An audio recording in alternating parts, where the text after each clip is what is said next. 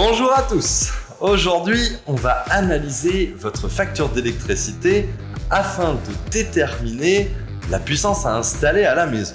Avant toute chose, il faut comprendre que lorsqu'on installe des panneaux solaires, il n'existe pas de puissance idéale à avoir à la maison. Il faut comprendre pour cela le principe de base.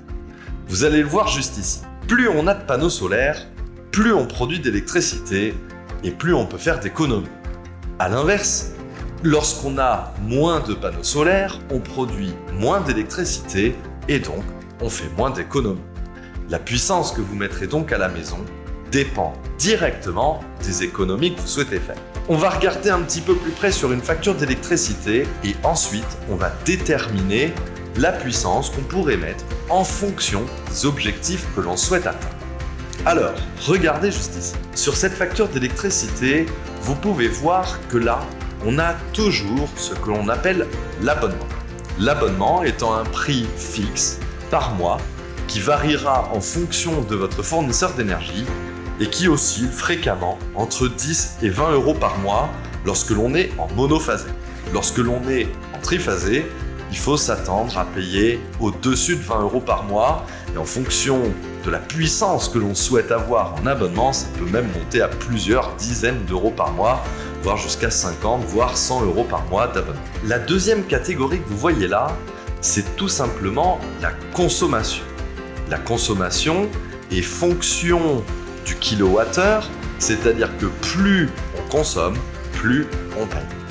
Le montant qui vous est indiqué ici est le prix hors taxe et il faut savoir que sur la consommation, il y a une TVA de 20%. Maintenant, on peut voir que nous avons les taxes et acheminements. Encore une fois, c'est fonction du kilowattheure. Moins vous consommez, moins vous payez de taxes et acheminements. Plus vous consommez et plus vous payez de taxes et acheminements. Et puisqu'on est en France, pourquoi pas rajouter des taxes sur des taxes? Donc, sur vos taxes et acheminements, vous paierez en plus de la TVA. Maintenant, on peut le voir juste ici, le montant total TTC de votre facture, c'est l'ensemble de l'abonnement, de votre consommation et des taxes et acheminements. Si vous souhaitez calculer le coût du kilowatt que vous allez économiser à chaque fois que vous ne tirez pas un kilowattheure du réseau, dans ce cas-là, il faut faire des maths très simples. Vous prenez le montant total TTC de votre facture. À ce montant, vous enlevez le montant de votre abonnement. Maintenant que ça c'est fait, vous n'avez plus qu'à diviser par votre consommation. Ça vous donnera le montant en centimes d'euros que vous économiserez pour chaque kilowatt que vous ne tirez pas du réseau. Maintenant, en ce qui concerne la puissance idéale à installer à la maison, comme on l'a dit, elle peut varier grandement en fonction des objectifs. Parlons donc des différents objectifs que l'on peut se fixer lorsqu'on pense à s'installer des panneaux solaires. La première chose que la plupart des gens pensent lorsqu'ils s'installent des panneaux, c'est faire des économies.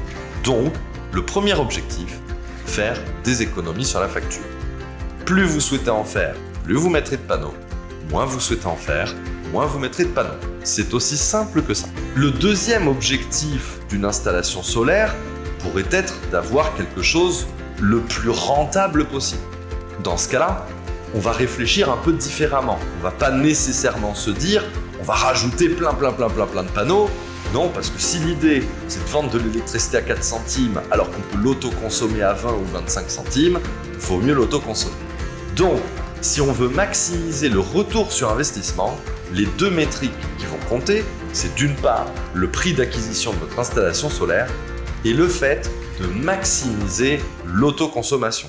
L'électricité valant beaucoup plus cher dans ce cas-là, le retour sur investissement sera bien meilleur. Prenons un exemple concret. Si je produis 1000 kW que j'autoconsomme, donc je ne le paye pas au réseau et j'économise 25 centimes du kilowatt, alors vous aurez économisé 250 € sur la période. Prenons le même exemple, je produis 1000 kW, mais cette fois-ci, je le revends au réseau à 4 centimes. Dans ce cas-là, les 1000 kW auront généré 40 €. Dans le premier cas de figure, si l'installation coûtait 1000 €, alors le retour sur investissement serait de 1000 €. divisé par 250 €, ce qui donnerait 4 ans. Dans l'autre cas de figure, le retour sur investissement serait de 1 000 € divisé par 40 € d'économie, et là, on parlerait d'un retour sur investissement sur une période de 25 ans.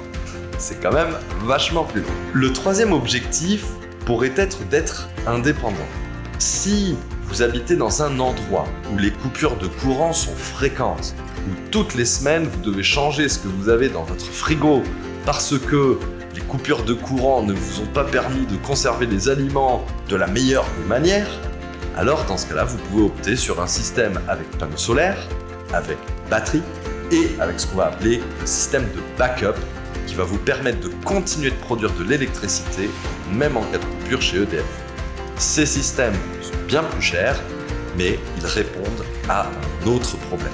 Si vous aimez ce type de vidéo, continuez de regarder la suite, je peux vous garantir que vous n'êtes pas au bout de vos surprises. À très vite pour la prochaine leçon.